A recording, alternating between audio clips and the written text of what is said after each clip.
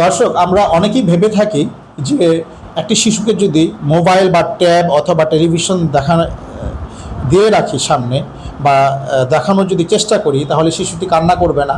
হয়তো মোবাইলটা দেখলে সে তার খাওয়ার ইচ্ছা প্রকাশ করবে, অথবা সে বিরক্ত করবে না। আচ্ছা, সে শান্ত থাকবে।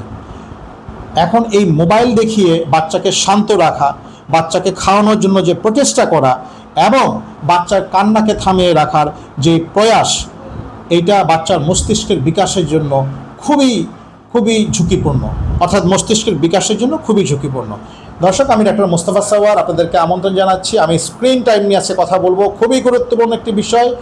এইটা আমি যেটা বোঝাতে চাচ্ছি সেটা হচ্ছে 0 থেকে 2 বছরের নিচের বাচ্চাদের মোবাইল অথবা টেলিভিশন অথবা ট্যাব যে দেখানো উচিত না, এবং এটা যে মস্তিষ্কের বিকাশে অত্যন্ত বিঘ্ন ঘটায়, সেই বিষয়টি নিয়ে কিছু তথ্য আপনাদের সাথে আলোচনা করার চেষ্টা করব। দর্শক, একটি শিশুকে এই মোবাইল দেখানো বা মোবাইল দেখে আকৃষ্ট করা অথবা টেলিভিশন বা ট্যাব দেখে আকৃষ্ট করা কতটুকু ভয়ঙ্কর, সেই বিষয়ে আপনাদেরকে কিছু তথ্য দিব। বিশ্ব স্বাস্থ্য সংস্থা বলেছেন যে 0 থেকে 2 বছরের নিচে বাচ্চাদেরকে স্ক্রিন টাইম একেবারেই দেওয়া উচিত না। অর্থাৎ বাচ্চাদেরকে যে আপনার মোবাইল দেখিয়ে শান্ত রাখা অথবা খাওয়ানোর প্রচেষ্টা বা মোবাইল দেখতে দেওয়া কান্না থামানোর জন্য এবং টেলিভিশন দেখতে দেওয়া, ট্যাব দেওয়া, এটা দেওয়া একেবারেই উচিত না। এটা কোনো নিয়ম না, এটাকে কোনো নিয়ম হিসেবে আমি বলছি না, কিন্তু এটা একটি বিজ্ঞানসম্মত নির্দেশনা।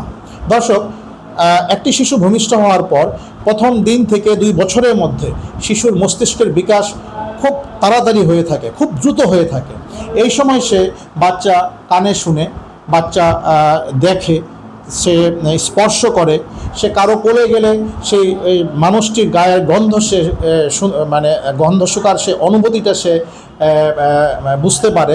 এই যে চোখে দেখা, কানে শোনা, স্পর্শ এবং মানুষের শরীরের যে ঘ্রাণের অনুভূতি, এইগুলা কিন্তু সে শিখে, এই বয়সটাতে সে শিখে এবং সেটা মস্তিষ্কে সে সংরক্ষণ করে রাখে। এখন আমি যদি এই বয়সে শিশুকে যদি আমি মোবাইল দিয়ে বা ট্যাব দিয়ে বা টেলিভিশন দিয়ে তাকে ব্যস্ত রাখি, তাহলে এই জিনিসগুলো কি, এই যে মোবাইল, ট্যাব বা টেলিভিশন কি, এগুলো হচ্ছে চলমান আলো। এখন সেখানে যদি আমি বাচ্চাটাকে এই মোবাইল, ট্যাব বা টেলিভিশন দিয়ে ব্যস্ত রাখি, তাহলে সেই স্পর্শ, গন্ধ অথবা চোখের দৃষ্টি বা ভাষা বা টোন থাকে না, বা বুঝে না, বা শিখতে পারে না। এর ফলে শিশুর যেটা হয়, ভাষা শেখা, মনোযোগ দেওয়া, মনোযোগী হওয়া এবং সামাজিক যে দক্ষতাগুলা, এই দক্ষতাগুলা গড়ে ওঠে না। অর্থাৎ ভাষা শেখা মানে কি, তার মানুষের যে শব্দ উচ্চারণ করে সেটা সে বুঝতে পারে না, কারণ সে তো সবসময় মোবাইলের দিকে তাকিয়ে থাকে।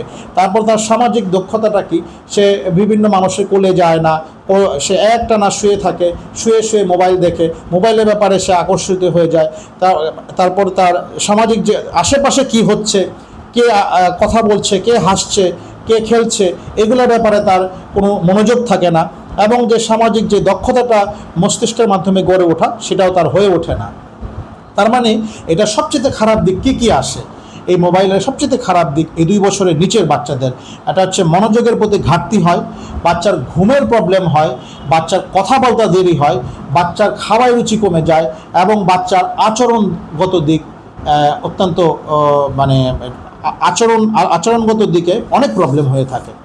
এখন বাস্তব জগতের সাথে বাচ্চাকে পরিচিত হতে হবে।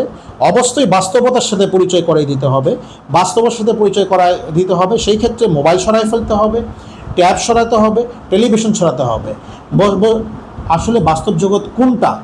বাস্তব জগৎটা হচ্ছে মায়ের মুখ, মায়ের হাসি, বাবার হাসি, খেলনা দিয়ে খেলা করা, খেলনার রং দেখা, খেলনার রং দেখে, বিভিন্ন রং দেখে আনন্দের যে অনুভূতি তৈরি হওয়া, এবং এইগুলাই হচ্ছে, এবং শব্দ শুনলে হাসা অথবা কারো গায়ে ঘ্রাণ শুনে তাকে চিনতে পারা যে এটা আমার মায়ের গায়ের ঘ্রাণ, এইগুলোই হচ্ছে তার আসল শিক্ষা।